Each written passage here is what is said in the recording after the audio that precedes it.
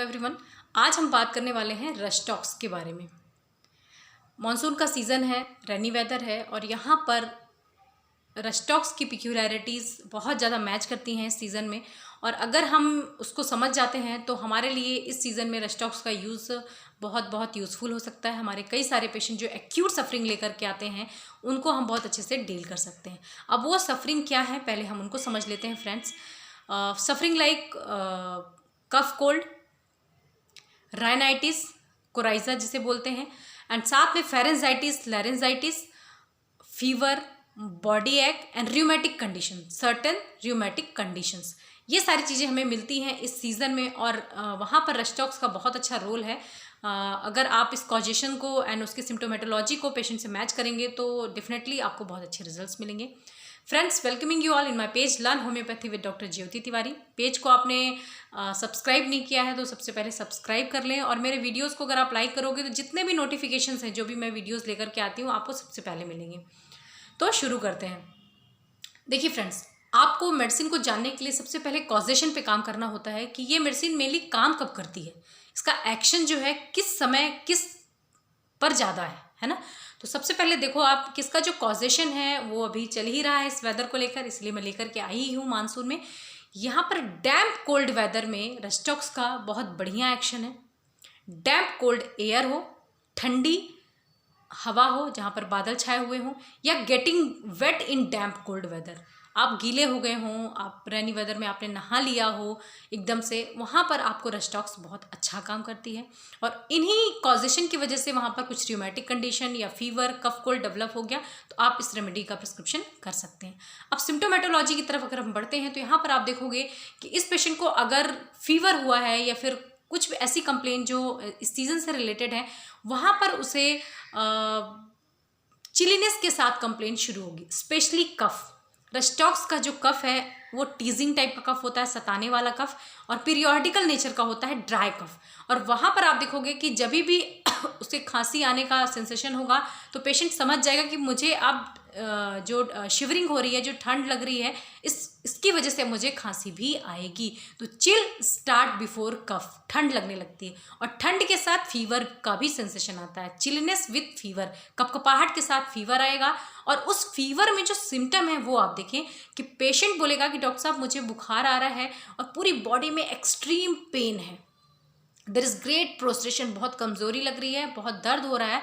और उस दर्द का जो नेचर है, नेचर ऑफ पेन देखेंगे आप तो एक्किंग, ब्रूइज्ड पेन, सोरनेस टाइप का पेन है कि डॉक्टर साहब बेचैनी हो रही है, अजीब सा मेरे बॉडी में सेंसेशन हो रहा है, पूरी हड्डियों में दर्द हो रहा है, जॉइंट पेन है यहाँ पर, स्पेशली नी जॉइंट इन्वॉल्व रहेगा, उसमें बहुत ज़्यादा पेन रहेगा और पेशेंट पूरा रेस्टलेस रहेगा, बेचैन रहता है, एक जगह पे वो लेट ही नहीं पा रहा है। फीवर के दौरान पूरी बॉडी में एक्किंग हो रही है, एक्सट्रीम प्रोस्ट्रेशन, वीकनेस लग रही है और पेशेंट रेस्टलेस है, अपनी पोजीशन बार बार चेंज कर रहा है। क्यों करता है वो ऐसा?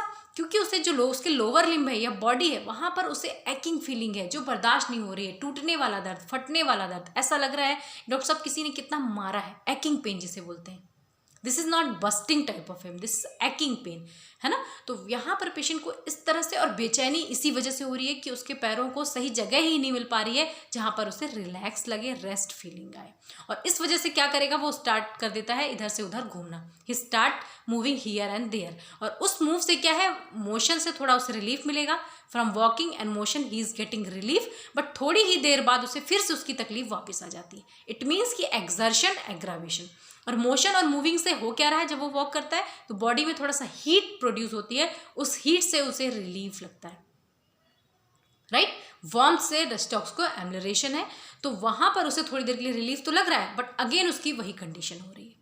अगर यहाँ पर र्यूमेटिक कंडीशन आप देखोगे तो र्यूमेटिक कंडीशन के साथ आपको मिलेगा lameness, aching feeling of all ligaments, all tendons, joint, bone, सब सारा कुछ इन्वॉल्व रहता है। और वहाँ पर इन्फ्लामेशन भी मिल सकता है आपको, सेल्यूलाइटिस पेल्विक बोन का मिल सकता है, हाँ। और स्पेशली जो लिम्स इन्वॉल्व होते हैं, जहाँ पे जॉइंट पेन होता है, उसे आप समझो क्या लेमनेस फीलिंग है, ऐसा लग रहा है डॉक्टर साहब मैं चल ही नहीं पाऊंगा, लंगड़ा रहा है। या फिर इस सीजन में पेशेंट कई बार इन शब्दों से शुरू करते हैं, डॉक्टर साहब मेरे साथ ऐसा हुआ कि मेरे दोनों पैरों में ऐसा लगने लगा कि झुंझुनापन है, ताकत ही नहीं है, एकदम से नम हो गए, जैसे चींटी चल रही हो, या फिर ऐसा लग रहा है जैसे नम हो गए हो, सुनसुनापन लग रहा है, झुंझुनाहट का फीलिंग आ रहा है, numbness, with paralytic feeling of extremities और लिम। इस सीजन में रियूमेटिक कंडीशन में जहाँ पर लैमनेस फीलिंग हो, साथ में झुंझुनाहट लगे, टिंगलिंग सेंसेशन लगे, नंबनेस फीलिंग आए, वहाँ पर आप रस्टॉक्स का प्रिस्क्रिप्शन कर सकते हैं। And there is motion and walking ambulation, थोड़ी दूर चलने पर बड़ा रिलीफ लग रहा है, या कवरिंग एम्बुलेशन, जब रस्टॉक्स का पेशेंट कवर करता है तो उससे रिलीफ मिलता है, बिकॉज वार्म से उसे एम्बुलेशन है, तो कवर करने पे जो बॉडी की हीट है वो बाहर नहीं जा पा रही है, बॉडी की हीट अंदर ही रह रही है, तो वो बॉडी टेम्परेचर बढ़ रहा है, तो उससे उसे रिलीफ मिलता है from covering, from warmth, he is getting relief.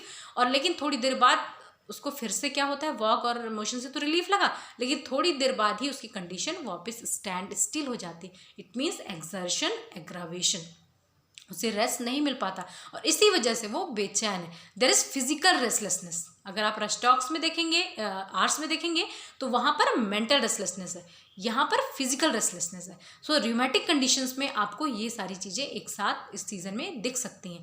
अब अगर अपन बात करते हैं कफ एंड कोल्ड की, तो फ्रेंड्स यहाँ पर रस्टॉक्स के पेशेंट में हॉर्सनेस ऑफ वॉइस मिलेगा, और जो शुरुआत होती है वो कहाँ से होती है, ये जो नेजल कैविटीज़ हैं यहाँ से स्टार्ट होगी। उसे ईचिंग हो सकती है दोनों नॉस्ट्रल्स में, रनिंग कोराइजा, सर्दी हो गई, और उसके बाद गले में जाकर, थ्रोट में जाकर के वो बैठ जाता है, और हॉर्सनेस ऑफ वॉइस, भारी आवाज़ हो जाती है, खरखराहट होने लगती है, लैरिंजाइटिस हो सकता है, और साथ में गले में दर्द या ड्राई टीजिंग टाइप ऑफ कफ जो पीरियोडिकल नेचर का है।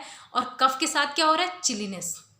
चिलीनेस स्टार्ट बिफोर कफ, ठंड, कपकपाहट लग रही है, फिर उसके बाद खांसी आएगी, तो पेशेंट जान जाता है कि अब मुझे ठंड लग रही है, इट मीन्स कि अब मुझे कफ आने वाला है। और इसके कफ को रिलीफ किससे मिलता है, वार्म ड्रिंक से, गर्म पानी से, जिस तरह से फास्फोरस और आर्सेनिक को मिलता है, सिमिलरली रस्टॉक्स को भी वार्म ड्रिंक से रिलीफ मिलता है। So these are different kind of conditions.